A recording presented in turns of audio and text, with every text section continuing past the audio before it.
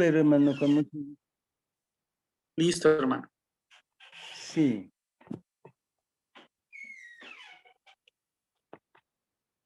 Si pudieras bajar la cortina de aquí, mucho mejor. Pues, recapitulando, dijimos que Satanás es un ser físico, pero también espiritual. La teoría que Satanás no existe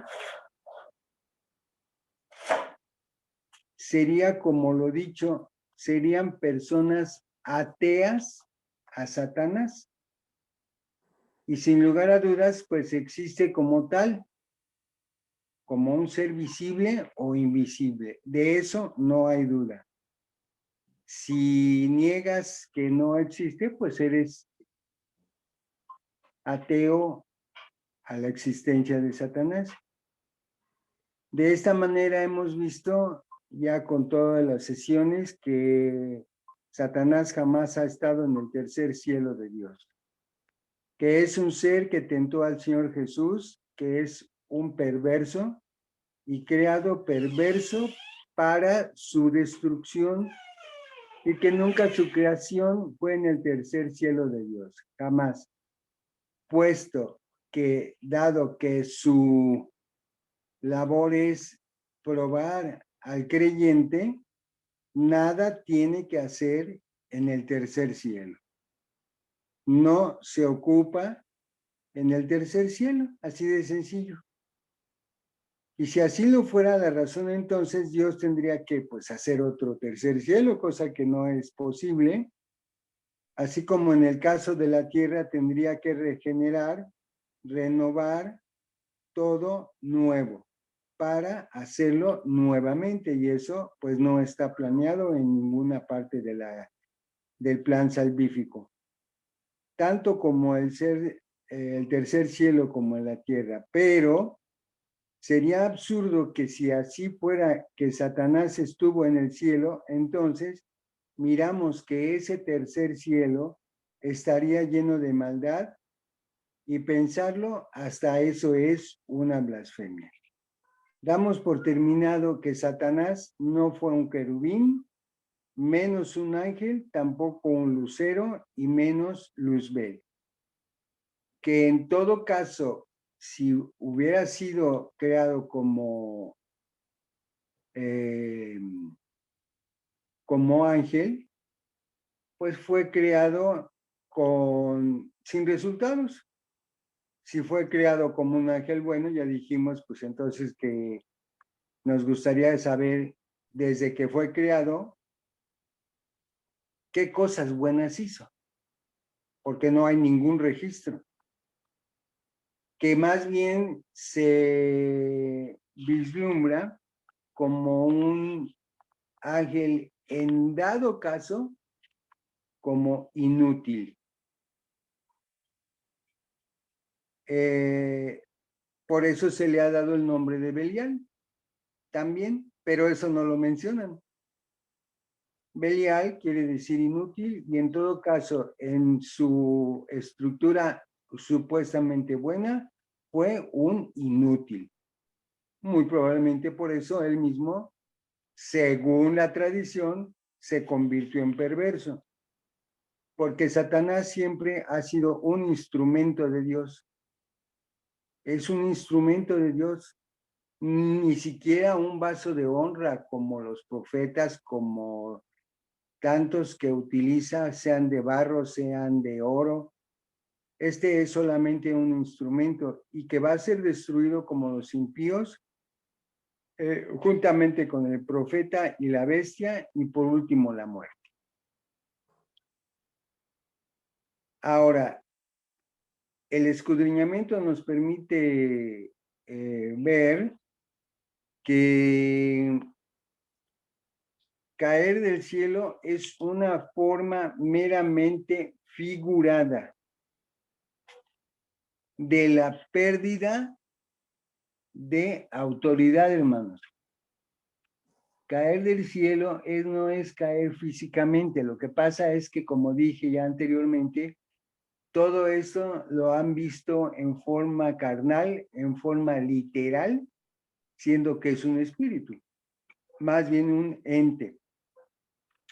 De modo que caer del cielo no es que venga como un meteorito y caiga y se estrelle en la tierra, sino que significa la pérdida de autoridad y se usa referente a la muerte del rey de Babilonia. En Isaías 14, que ya vimos, pero también en Lamentaciones 2.1 y Jeremías 51-53, señalándonos en términos generales que el capítulo 14 de Isaías alude a un hombre,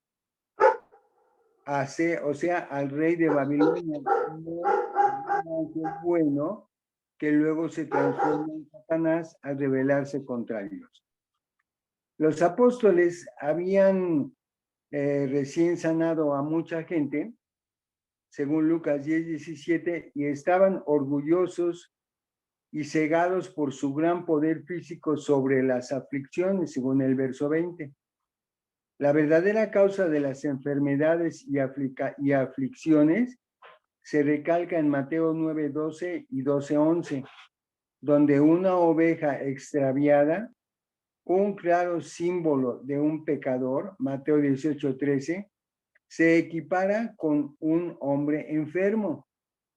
El principio se resume en Mateo 9:5, que dice, porque ¿qué es más fácil decir? ¿Los pecados te son perdonados? O decir, levántate y anda. De ahí que Jesús dijera, yo veía a Satanás caer. Es decir, nuestro Maestro Jesucristo contemplaba cómo el poder de Satanás se iba debilitando, pero con la velocidad de un rayo. No le llevó mucho tiempo a este ser debilitarse y caer, y por eso dice Jesús que es más fácil, y lo ve caer como un verdadero rayo, así de rápido y de contundente. Las palabras diablo, Satanás y ángel nunca aparecen en este capítulo. Este es más, el único lugar en la escritura donde aparece la palabra Lucifer, en donde aprovecharon para, repito, adjudicarle virtudes y adjudicarle a Satanás, pero estas palabras en Isaías 14 no existen. A Lucifer se le ¿por qué se castiga a Lucifer por decir blasfemamente, subiré al cielo? Según el verso 13, si él ya estaba en el cielo, Lucifer, en los versículos 13 y 14, tienen conexiones con 2 de Tesalonicenses 2, versículos 3 y 4, que versa sobre el hombre de pecado, justamente. De este modo, Lucifer apunta a otro hombre, un rey de Babilonia de los últimos días, pero nunca a un ángel. Debe notarse que la idea de la estrella matutina se ha traducido como Lucifer en la tradición vulgata en latín de la Biblia, que hizo Jerónimo. Significativamente, él usa el término Lucifer como una descripción de Cristo, como justamente la estrella matutina que se menciona en Apocalipsis. Ciertamente, algunos de los primeros cristianos tomaron el nombre de Lucifer como un nombre cristiano, a fin de identificarse con Jesús. Ese fue el propósito. No fue sino hasta Orígenes que el término Lucifer adquirió una connotación de Satanás o fuerza del mal. O sea, no fue sino hasta Orígenes, pero desde el principio no fue creado y no se fue creado con el nombre de Lucifer. Versiones modernas han establecido el texto de Isaías capítulo 13, ahora capítulo 13, versículo 23, como una serie de cargas sobre diversas naciones, como Babilonia, Tiro, Egipto, según Isaías 14:4. Pronunciarás este proverbio o parábola contra el rey de Babilonia. Por lo tanto, la profecía trata sobre el rey humano de Babilonia, a quien se le describe como Lucifer sobre su caída. Se inclinarán ante ti los que te vean, te contemplarán diciendo, ¿es este hombre que hacía temblar la tierra? Versículo 16, de este modo a Lucifer se le define claramente como un hombre, no como un ángel, y menos como Satanás. Debido a que Lucifer era un rey humano, todos los reyes de las naciones darán voces y te dirán, ¿también tú te debilitaste como nosotros y llegaste a ser como nosotros? Versos 9 y 10, por lo tanto, Lucifer fue o es un rey como cualquier otro rey. Pero el versículo 20 dice que la simiente de Lucifer será destruida. Ya sabemos cuál es la simiente de Lucifer, y el versículo 22 dice que la simiente de Babilonia será destruida. De este modo, haciéndolos equivalentes, haciéndolos homólogos. ¿Vale? Recuerde que esto es un proverbio, o sea, una parábola contra el rey de Babilonia, versículo 4. Lucifer significa la estrella matutina, que es la más brillante de todas las estrellas. En la parábola, esta estrella decide orgullosamente subir al más alto cielo, donde dice, levantaré mi trono por encima de las otras estrellas de Dios, versículo 13. Debido a esto, la estrella es arrojada a la tierra. La estrella representa al rey de Babilonia. Subir al cielo y caer del cielo simplemente son modismos bíblicos que se usan a menudo, frecuentemente, para elevar el orgullo, para subirlos y enseguida dejarlos caer. Subir al cielo y caer del cielo son modismos bíblicos, respectivamente. Job 23, Jeremías 51-53, referente a Babilonia. Lamentaciones 2:1, Mateo 11:23, referente a Capernaum, donde dice, tú Capernaum, que eres levantada hasta el cielo,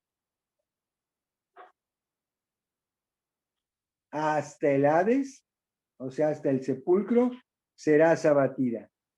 La verdad es que el texto no dice nada referente a Satanás, ni a su caída, sino del orgullo, arrogancia y caída del rey Balsasar de Babilonia.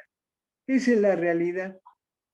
No se está refiriendo a Satanás, sino al rey Balsasar de Babilonia en esta parte.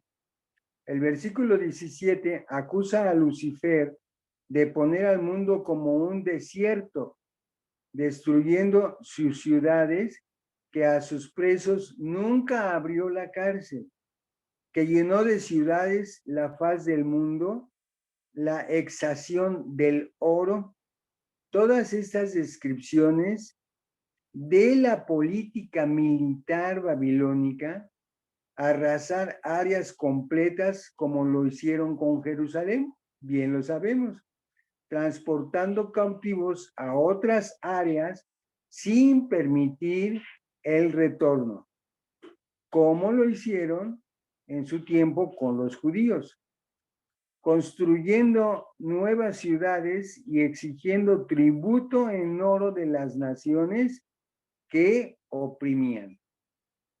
De este modo, hay énfasis en el hecho de que Lucifer ni siquiera iba a recibir el entierro que estos otros reyes tuvieron, versos 18 y 19, implicando que él era solo un rey humano como ellos, ya que su cuerpo necesitaba bajar al Hades.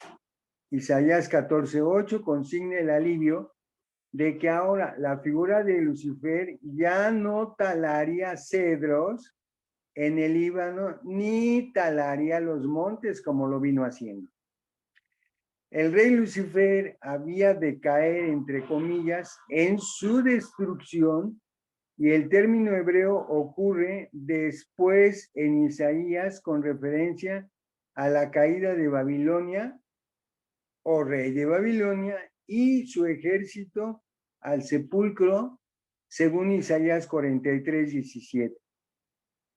Las estrellas de Dios pueden referirse a los líderes de Israel, según Génesis 37:9, Joel 3:15, Daniel 8:10, a los cuales deseaba sobrepasar el rey de Babilonia.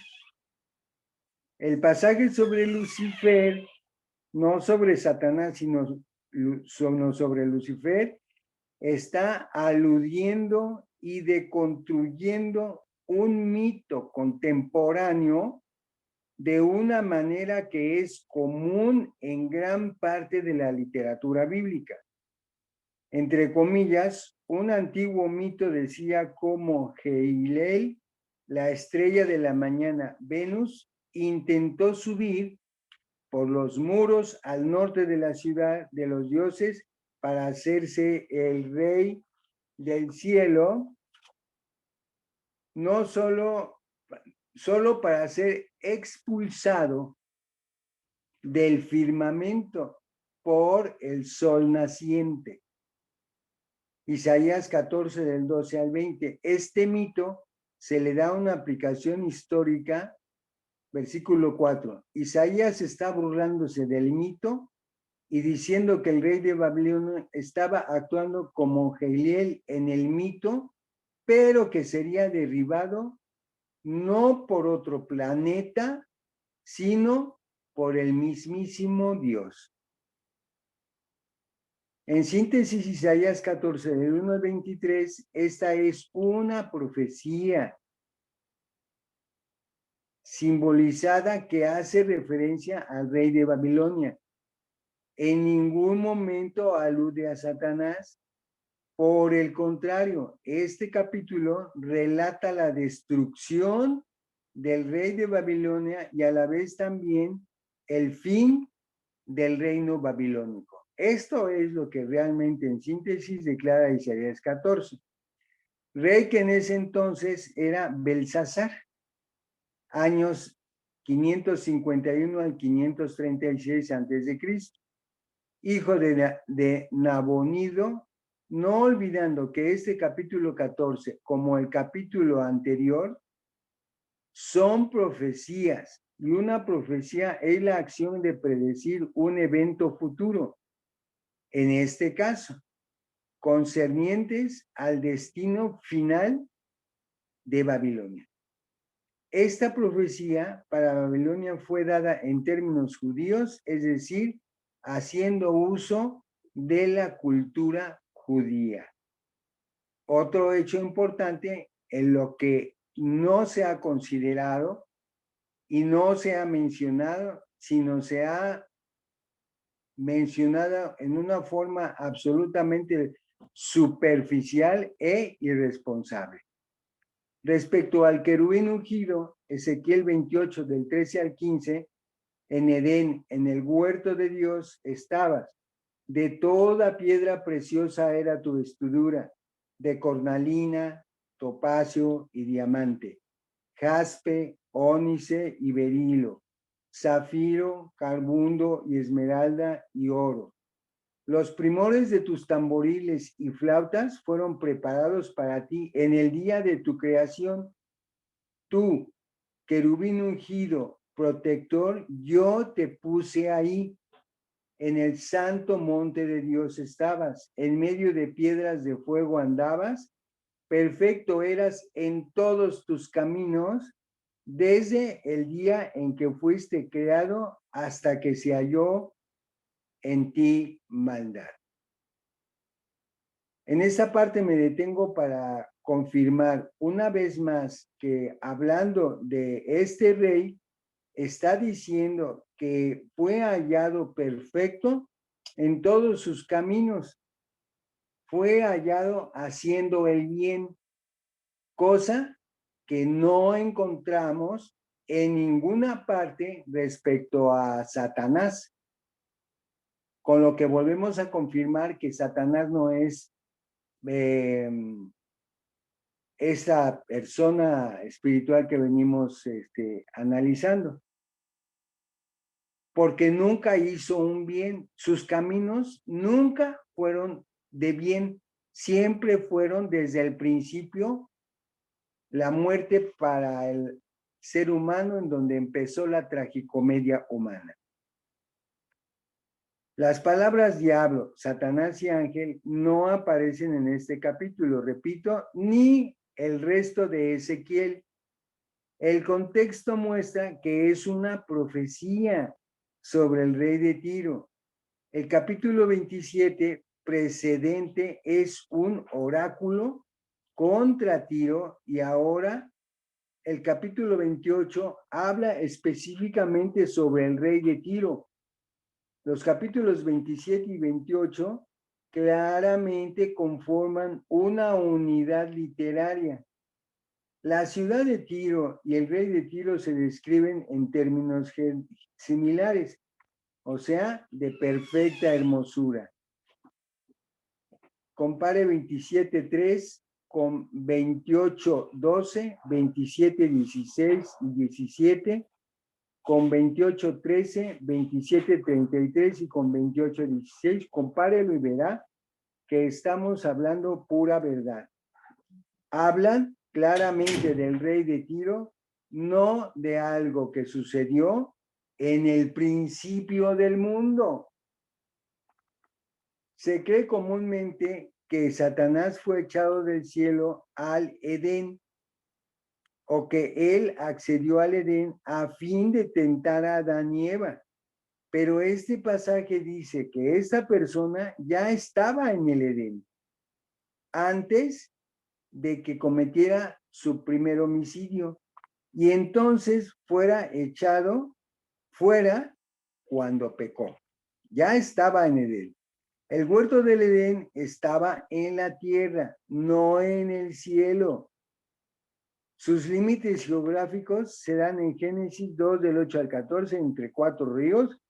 Por consiguiente, la expulsión no ocurrió en el cielo, y tampoco especifican nunca en cuál de los 3 cielos. Pero los entendidos vemos claramente que nunca fue expulsado del tercer cielo, porque nunca tuvo ascenso ni entrada al tercer cielo. La persona había de morir, de quien estamos hablando, de muerte de incircuncisos, según Ezequiel 28:10, pero los ángeles no pueden morir. Lucas 20, 35 y 36, el versículo 9, tú, hombre, eres en la mano de tu matador. Confirma que se refiere a un hombre. El verso 2 lo define como el príncipe de Tiro. La frase perfecto eras en todos tus caminos no es prueba de que se esté hablando de una persona sobrehumana, o sea, de un ángel, ya que la palabra se aplica también a Noé como varón, como hombre se aplica a Abraham, a Job y a David. Según Génesis 6:9, 17:1, Job 1 y Salmos 18, 23 al 25. Perfecto eras en todos tus caminos desde el día en que fuiste creado. Vea usted, perfecto eras en tus caminos desde el día en que fuiste creado, y ese no es el caso de Satanás. Puede referirse que este hombre era perfecto, o sea, justo desde el tiempo de sus comienzos espirituales, ya que así es como se usa la palabra creado, entre comillas, en Ezequiel 21:30 y Salmo 102:18, y todavía podemos compararlo con 2 Corintios 5:17. La frase en Edén estabas se refiere a donde estaba el rey de Tiro, no se refiere a Satanás, se refiere a donde estaba el rey de Tiro en relación con el lugar y nunca en relación con el tiempo. Faraón y Asiria se describen de manera similar, que eran un cedro en el Líbano. Ningún árbol en el huerto de Dios era semejante a él en hermosura. Todos los árboles del Edén tuvieron de él envidia, pues derribado serás con los árboles del Edén en lo profundo de la tierra entre los incircuncisos. Yacerás según Ezequiel 31, 2, 3, 8 y 9, 16 y 18. De este modo, la frase Edén estabas tiene similitudes con el lenguaje que usó Ezequiel respecto a Egipto en Génesis 31. A Egipto se le describe en un lenguaje que evoca a los árboles del Edén, regados por muchas aguas, varios ríos, y entonces talados. De la misma manera que terminó el huerto del Edén, así le ocurriría a Egipto. Al día de hoy sabemos que la ubicación geográfica del huerto del Edén no es una información clasificada, o sea, no se sabe. Los árboles del Edén no se han de tomar literalmente, pues representan a las naciones, a las cuales conquistaron Faraón y Asiria. Posiblemente se refieran al hecho de que todos ellos estaban dentro de los antiguos límites geográficos del huerto del Edén. Que Faraón fuera el más grande de los árboles del Edén y el más atrayente. Sugiere tal vez que él estaba tomando para sí el lugar del árbol del conocimiento que estaba en el medio del Edén, y probablemente el más atractivo que todos ellos. En vista de que fascinó tanto a Eva con su tentadora ruta, Faraón no era literalmente ese árbol, pero en la parábola él se creía semejante a él. De manera similar, el rey de Tiro se le asemeja en esta parábola al querubín del Edén. Hay numerosos paralelos entre Isaías 14 y Ezequiel 28. Hemos mostrado que Isaías 14 no trata de Satanás, sino de un rey humano teniendo que ser persistentes en la información, porque en Ezequiel 28 y Ezequiel 31 ambos tratan sobre esos reyes, no sobre Satanás ni sobre ningún ángel, cada uno de los cuales pasó por el mismo patrón de que Dios los usó para su propósito, sintiéndose orgullosos en lo que Él los ayudó a lograr, blasfemando en contra de Dios de Israel, y por consiguiente, pues fueron castigados.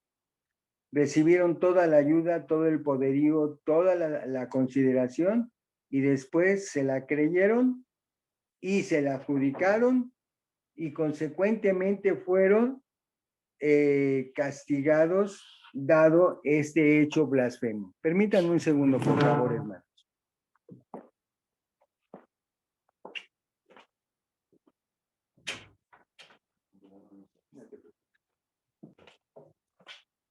Continuamos, hermanos.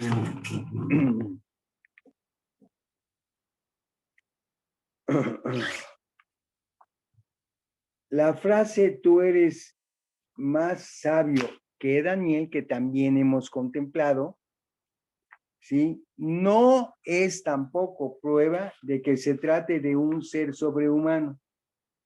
Esto es una ilustración de Lucas 16:8, que dice, y alabó el amo al mayordomo malo por haber hecho sagazmente, porque los hijos de este siglo son más sagaces en el trato con sus semejantes que los hijos de luz.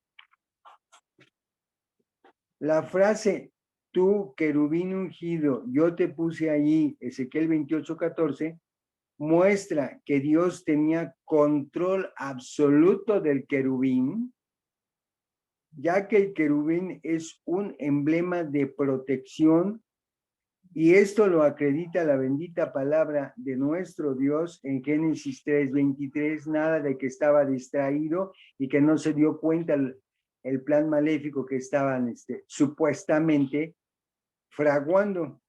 Entonces el Señor los sacó del huerto de Edén para que cultivaran la tierra. Antes no la cultivaba, de la cual fue tomado. Echó fuera al hombre y al oriente del huerto, como sabemos, puso querubines y una espada encendida que giraba hacia todos lados para resguardar el camino del árbol de la vida, para que el pecador no se hiciera eterno siendo pecador. Con todo lo expuesto, se puede apreciar la impregnación falsa de esta creencia. Con todo lo descrito, se puede apreciar la impregnación falsa de esta creencia. O sea, yo creí, yo pensé, yo supuse, pero la escritura no es para esto, es para confirmarla, para hacer el exégesis y para escudriñarla. Esta creencia que la plasmó el hombre investigando en horizontes que ni ellos entienden. Una investigación rara que no se explica tampoco cómo ni de dónde, sino que solamente podemos entender que de horizontes que ni entienden, porque hemos venido invitando a que nos expliquen en dónde encontró la parte buena de Satanás, a reserva de que posterior al estudio lo hagan. Durante toda esta parte no se ha podido demostrar, dije en la mañana, ni una cosa buena. Porque eso es interpretar correctamente la bendita palabra de Dios. Hemos visto que el rey de Tiro, según el verso 12, es el tema de esta profecía. Ese es el tema. El rey de Tiro, no Lucifer, no Satanás. Los versículos 4 y 5 lo describen haciéndose rico por su comercio en metales preciosos como la plata y el oro, y sintiéndose orgulloso de esto, mucho más aplicable a un rey humano que a un ángel que no necesita metales preciosos, ni telas, ni nada, pero un ángel humano, un rey humano, sí, y es muy codicioso al respecto. Su pecado todavía se define en Ezequiel 28, 15 y 16 por la iniquidad de su comercio. A causa de la abundancia de tu comercio pecaste. Se llenó las manos, se llenó los bolsillos y no le fueron suficientes. A causa de tu comercio pecaste, cosa que no es referente a un ángel.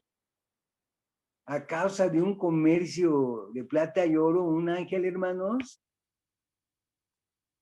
de un ángel espiritual, pues claro que no. Se lo están adjudicando a Lucifer, pero se refiere a un ángel humano, codicioso y vanidoso. Se ve que el pecado cometido no fue alguna rebelión angélica contra Dios. Tiro ocupaba una posición privilegiada en su relación con Israel. David e Hiram eran muy amigos, según segunda de Samuel 5:11, Primera de Reyes 5:1, 6, 7 y 10. Hiram y Salomón habían hecho una liga según la cual Hiram suministraría materiales para la construcción. Había esa asociación del templo, Primera de Reyes 5, 12, 17 y 18. El lenguaje de Ezequiel 28, 13 al 18 se tomó de la adoración israelita y se usa simbólicamente para la relación de Israel y Tiro, sugiriendo por implicación que Tiro contaba con el favor de Dios debido a su asociación con Israel. Bendito el que te bendijere. Cuando habla de toda piedra preciosa era tu vestidura, verso 13, en medio de piedras de fuego andabas, verso 14. Esta es una alusión a las piedras engastadas en el peto del sumo sacerdote de Israel, Éxodo 39, 10 al 14. Eran piedras de fuego, entre comillas, por la manera en que brillaban cuando se exponían ante el brillo, ¿sí, hermanos?, de la gloria de Jehová, del santuario. Simbolizaban, ya lo sabemos, a las 12 tribus de Israel, Éxodo 39, 14. El rey de Tiro andaba en medio de estas piedras de fuego cuando se movía entre los hijos de Israel, como en la preparación de los materiales para el templo. La posición de Israel en el propósito divino proporcionaba una vestidura para Tiro sobre la base del decreto de Génesis 12:3. Bendeciré a los que te bendijeren y a los que te maldijeren maldeciré. Dios bendijo la casa de Potifar a causa de José, y Yahvé bendijo la casa del egipcio a causa de José, y la bendición de Yahvé estaba sobre todo lo que tenía, así en casa como en campo, según Génesis 39:5. De manera similar, Tiro estaba cubierto por Israel.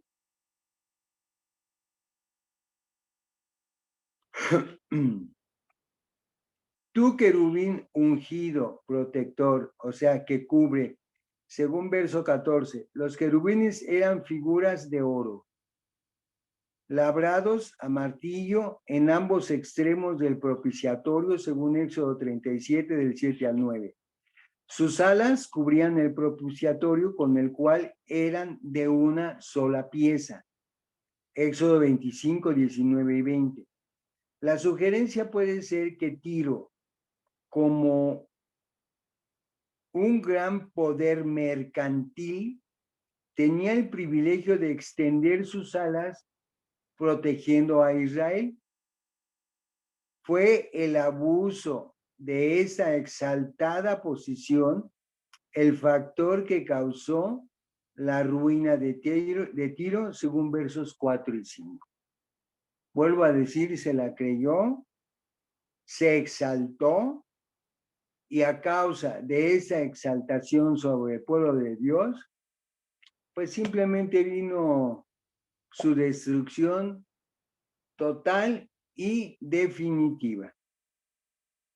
En el santo monte de Dios, cuando habla en el santo monte de Dios, verso 14, este santo monte es el monte Sión, el futuro sitio de la casa de oración de Dios, el futuro sitio para toda la gente en el final de los días, según Isaías 2, versículos 2, 3 y 56, 7.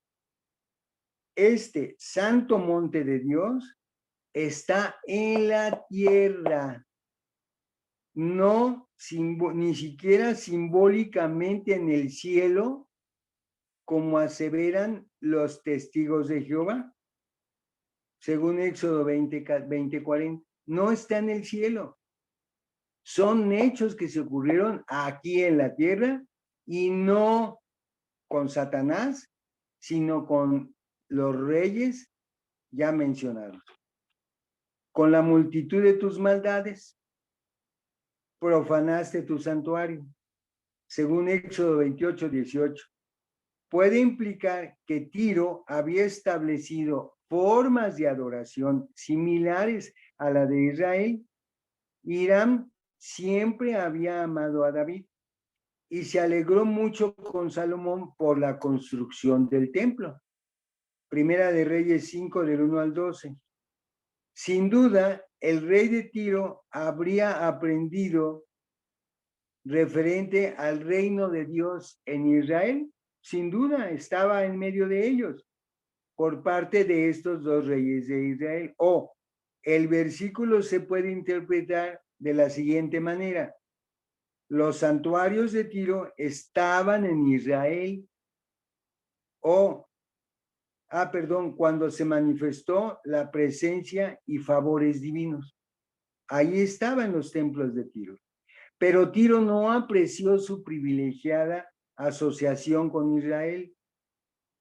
Cuando Nabucodonosor fue a Jerusalén en el 586 antes de Cristo, el príncipe de Tiro dijo: ajá, quebrantada está la que era puerta de las naciones.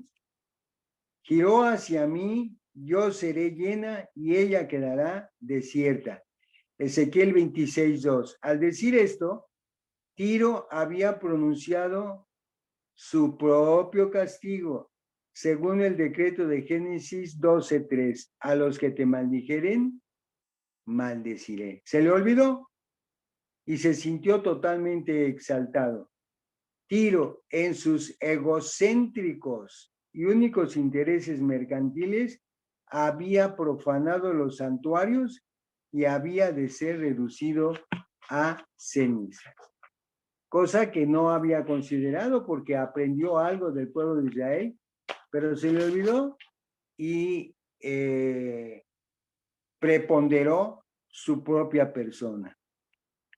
Cuando dice yo, verso 18, yo pues sacaré fuego de en medio de ti, el cual te devorará y te reduciré a cenizas sobre la tierra ante los ojos de todos los que te miren. Tiro no podía violar con impunidad su privilegiada relación con Israel. No podía burlarse de esta manera. Cuando Nadab y Abiú trataron lo sagrado como profano, salió fuego de la presencia de Yahvé que los devoró y murieron al instante delante de Jehová. Levíticos 10:2. De manera similar, Tiro había fallado en hacer una diferencia entre lo santo y lo profano. Por lo tanto, había de ser reducida a cenizas, devorada como Sodoma y Gomorra, según Génesis 19, 24 y 25.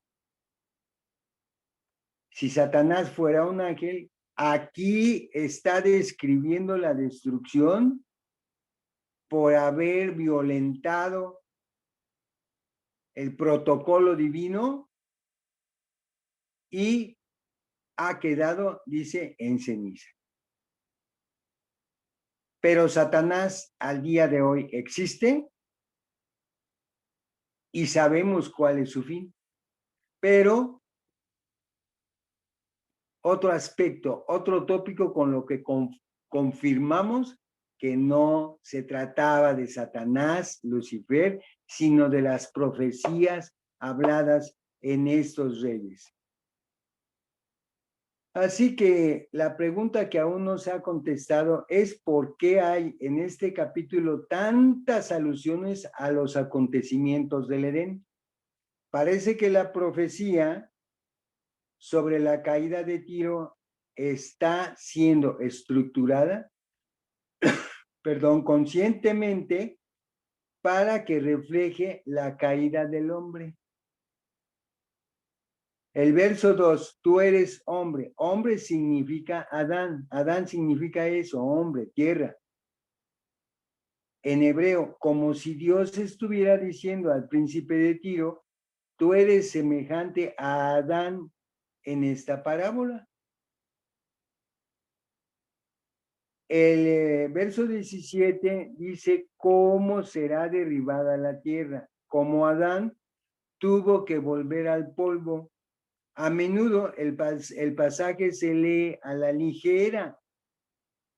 Es lo que hemos venido afirmando. Se lee a la ligera, de corrido, casi escaneado nada más. ¿Sí?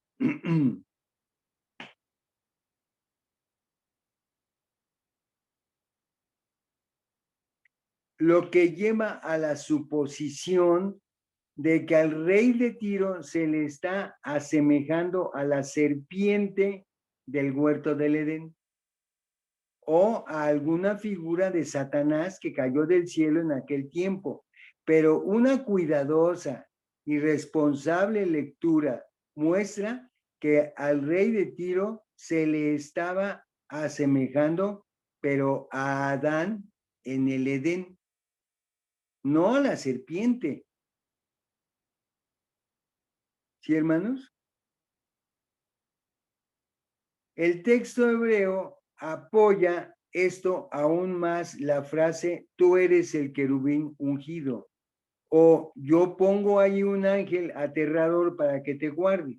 La frase, yo destruiré, oh querubín protector, yo te destruiré, oh querubín protector, Ezequiel 28:16, queda mejor así, el querubín guardián te desterró o te destruyó, o el ángel que te protegía se ahuyentó o te ahuyentó, con referencia al querubín que impedía que Adán volviera a entrar al Edén. Estos pasajes y esta disertación pues tendrían que ser sabiamente y en forma completa disertada en forma, de alguna otra forma que nos pudiera mostrar que se está hablando de Satanás y no del rey de Tiro. Esto implicaría porque el rey de Tiro es criticado por decir yo soy un Dios, en el trono de Dios estoy sentado, Ezequiel 28:2. También explicaría todas las alusiones a la adoración israelita. Estaba estableciéndose como un rival para Sión, vistiéndose con ropa que presenta todas las joyas del peto del sumo sacerdote. Imaginémonos, según Éxodo 28 del 15 al 20, la palabra que se usa para su arte, entre comillas, con esas joyas en Ezequiel 28:13, se usa en Éxodo 31:3-5 y 35:31 en relación con el arte del tabernáculo y vestiduras relacionadas. Ezequiel 27:22 dice que Tiro comerciaba en todas las piedras preciosas. Un verdadero atrevido. El rey de Tiro afirmaba ser perfecto en belleza. Ezequiel 28:12, tal como se describe a Sión con mucha anterioridad en Ezequiel en los mismos términos de Ezequiel 16:14. Podemos ir resumiendo en Ezequiel 26 del 28 al 19, del 1:28 y luego 19. Este relato es una profecía hacia el rey de Tiro. que según Flavio Josefo, del 37 al 100 después de Cristo, historiador judío del siglo, como bien sabemos, asevera que el rey de Tiro se llamaba Edbas III, quien se burló del pueblo de Judá por su captura en manos de Babilonia y además participó en muchas coaliciones en contra de Babilonia, siendo posteriormente sitiada la ciudad y el rey de Tiro 13 años por el rey Nabucodonosor en los años 586 al 573 a.C., enfatizando en términos generales que el relato de Ezequiel no hace ninguna referencia o alegoría a Satanás. Tuve que ir muy rápido, pero están todas las referencias para el repaso y para la confirmación de que la responsabilidad bíblica de propios y extraños nos ha traído a una creencia, pues, muy diferente a la bíblica, por no decir errónea. Muy bien. Las escrituras nos demuestran que un ser pecaminoso no puede ser tolerado en la presencia de Dios en el cielo. Mateo 6:10, Salmo 5 del 4 al 5 y Habacuc 1:13. Jesús está usando un lenguaje parabólico, cae del cielo como un rayo, de modo que este Satanás cayó. El rayo viene del cielo en el sentido del firmamento, que es el segundo cielo, mas no del lugar donde mora Dios, que es el tercer cielo. Detalle que queda obviado, o sea, no lo mencionan. Cualquier intento de relacionar esto con el príncipe de este mundo que fue expulsado del cielo es difícil. Cualquier intento de relacionar esto con el príncipe de este mundo es difícil. Y tendrán que forzar las escrituras porque eso ocurrió al tiempo de Cristo en Juan 12:31, mientras que esta caída de Satanás se produjo durante su ministerio. Según el pensamiento popular, se supone que Satanás cayó del cielo al Edén, de modo que él ya estaba en la tierra en los días de Job. Ya estaba ahí, hermanos. No obstante, se describe que Jesús vio que esto ocurría en sus días. Si un ser maligno y su hueste de seguidores cayeron a la tierra literalmente, ¿por qué solo Jesús lo vio? ¿Que no era un hecho universal, no era un hecho a vista de todos? Pero si cayeron literalmente, ¿por qué solo Jesús lo vio y no sus discípulos? ¿Por qué no hay un registro de este inusual acontecimiento? Caer del cielo es una forma figurada de la pérdida de autoridad. Se usa referente a la muerte del rey de Babilonia en Isaías 14 y otras citas. Enseñanza: los apóstoles habían recién sanado, cosa que ya mencionamos con respecto a que el poder de Satanás ante la presencia de Cristo se iba debilitando. Las cadenas de oscuridad mencionadas en 2 de Pedro 2:4, porque si Dios no perdonó a los ángeles que pecaron, sino que habiéndolos arrojado al infierno los entregó a cadenas de oscuridad para ser reservados para el juicio. Judas 6, y a los ángeles que no guardaron su primer estado, sino que dejaron su propia morada, los ha guardado bajo obscuridad en prisiones eternas hasta el juicio del gran día. La interpretación popular dice que esto se utiliza como prueba de que los ángeles de Dios pecaron en el Edén y que aún guardan su castigo. ¿Ven cómo todo lo acomodan, lo amoldan sin tener una justificación realmente bíblica? Porque la Biblia muestra que los ángeles, en el sentido de seres sobrehumanos, o sea, ángeles, no pueden pecar, repito, porque ni tienen la inclinación, y déjenme decirles que ni saben lo que es eso. Adán y Eva lo supieron cuando pecaron, pero antes no lo sabían. Antes, en lugar de cultivar la tierra, solamente lo cuidaban, lo regaban, lo podaban. Pero después vino la maldad y el pecado. Si aquí se refiere a ángeles literales, entonces ellos no andan causando que la gente peque, ya que ellos están encadenados en un lugar seguro bajo situaciones de oscuridad. Se hallan así bajo oscuridad, es decir, no están en libertad en la tierra, ni mucho menos en el cielo. Están guardados sobre o bajo oscuridad. Así que otro tópico con el que venimos a demostrar que estos ángeles no estaban en el Edén. En el Edén estaba Adán, Eva y la serpiente. Ante la presencia de Dios. El contexto de Judas implica que Judas 6 es una referencia a un hecho bien conocido.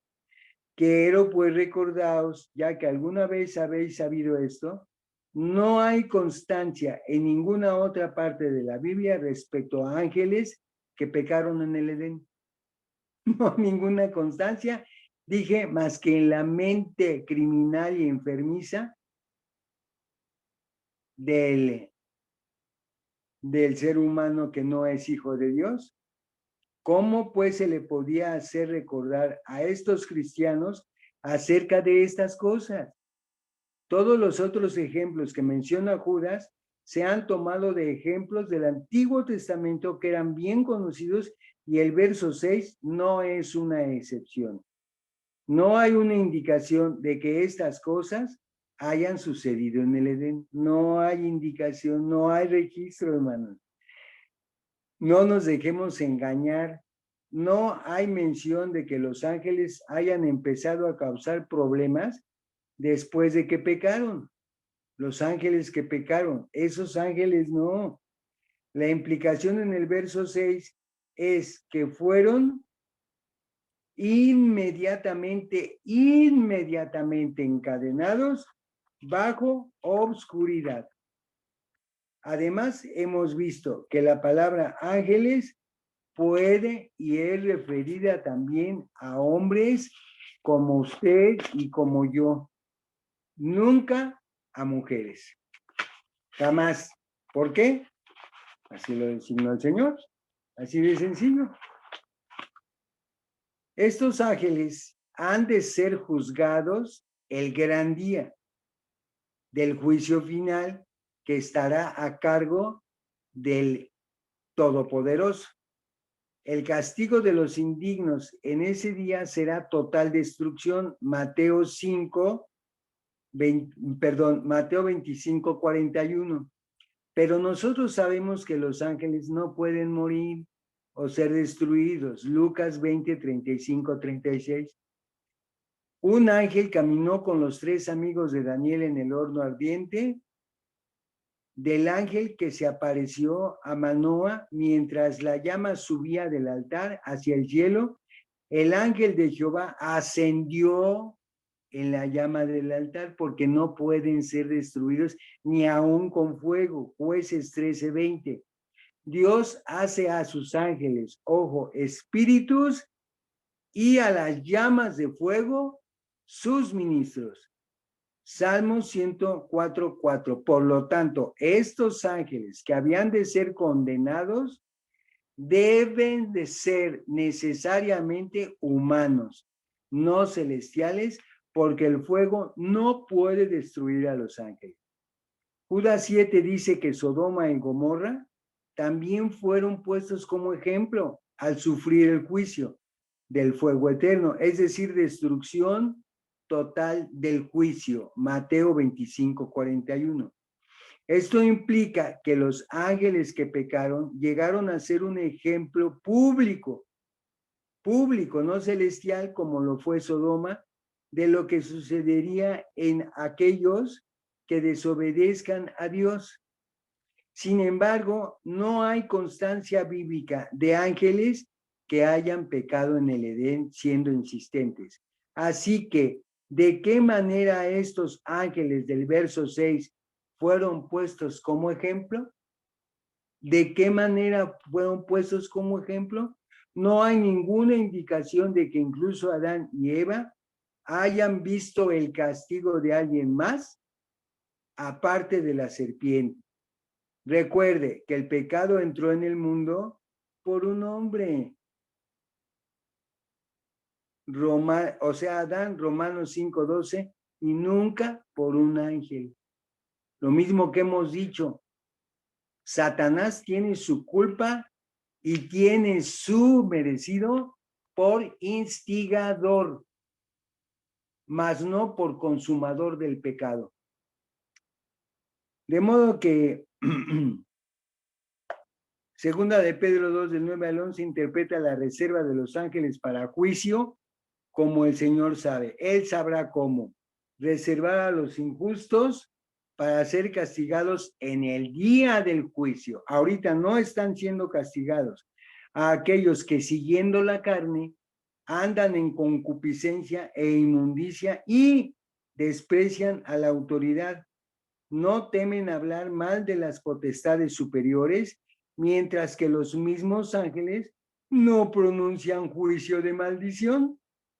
Esto está diciendo que las contrapartes de los ángeles pecadores son los injustos que siguen a sus deseos humanos. Son humanos, no ángeles pecadores, como cree la mayoría en la tradición. Que estos hombres no son ángeles se demuestra por el hecho de que hablan mal de la gente, mientras que los ángeles no hacen eso. Hablan mal en forma continua y constante de la gente y especialmente del prójimo, parte del cuerpo de Cristo. Y en esto no me dejarán mentir. Por lo tanto, eso no lo hacen los ángeles celestiales, lo hacen los ángeles terrenales. Dios será el gran juez justo y fiel en su reino eterno, mientras que Cristo, el Rey de Reyes, ejercerá como el juez justo y fiel durante su reino de 1000 años. Ángel puede significar ministro, mensajero, como los discípulos de Juan eran mensajeros o ministraban para él. Según Lucas 7:24, Números 16:9, describe a los rebeldes como ministros de la congregación. La Septuaginta usa la palabra ángelos para ministros, que es la misma palabra griega que se tradujo como ángel en segunda de Pedro 2:4. Ellos dejaron su principado, Judas 6, original o primero. Los rebeldes eran príncipes, pero también querían ser sacerdotes. Números 16, 2 y 10. Debido a esto, la tierra se abrió y se los tragó de inmediato. Números 16, del 31 al 33. Esto no podría ocurrir con ángeles celestiales. Como un ejemplo dramático para todos los que siguen el destino de aquellos que se tragó, que se rebelan en contra de la palabra de Dios. Fue especialmente dramático en el sentido de que se hizo hincapié en que esta fue la primera vez que había sucedido algo tan impresionante, Números 16:30, así que ahora ellos están muertos, bajo obscuridad, en prisiones eternas, en el corazón de la tierra y resucitarán para ser juzgados en el juicio del gran día. Judas 8 implica que de igual manera, es decir, como los ángeles que pecaron, los judaizantes no temen hablar de las glorias, es decir, de Jesús y Pablo. Los rebeldes hablaban mal de Moisés y Aarón, números 16, 11 al 14, arrojándolos al infierno. Infierno en este versículo es tártaro en griego y se usa solo una vez en el Nuevo Testamento. Se usaba en la mitología pagana griega para describir un lugar subterráneo de oscuridad para los muertos, que es las cadenas de oscuridad. Se vierte como pozos de oscuridad. La palabra griega serius, que son pozos, indica un granero o prisión subterránea, lo cual corresponde con la destrucción simplemente de Coré, Datán y Abiram cuando descendieron vivos al Seol y los cubrió la tierra y perecieron según Números 16:33. Ya casi terminando, debemos entender el contexto inmediato en que Pedro usa la idea de que Dios hubo juzgado a los ángeles, o sea, personas inicuas, desobedientes del diluvio. Él razona que si Dios no perdonó a los ángeles que pecaron en el pasado, sino que los juzgó, y si Dios castigó a los pecadores por medio de un diluvio, pero salvó a Noé, y si Dios destruyó a los inicuos de Sodoma, pero salvó a Lot, entonces podemos estar tranquilos de que Dios sabe cómo rescatar a los justos y juzgar a los inicuos el día del juicio.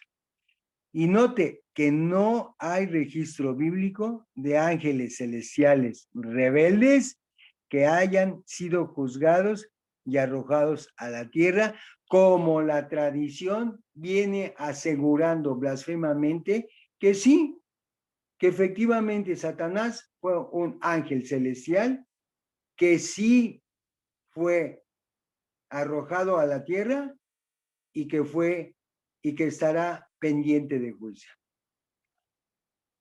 Si toda esta disertación no fuese suficiente, amados hermanos, bueno, tendríamos que abordar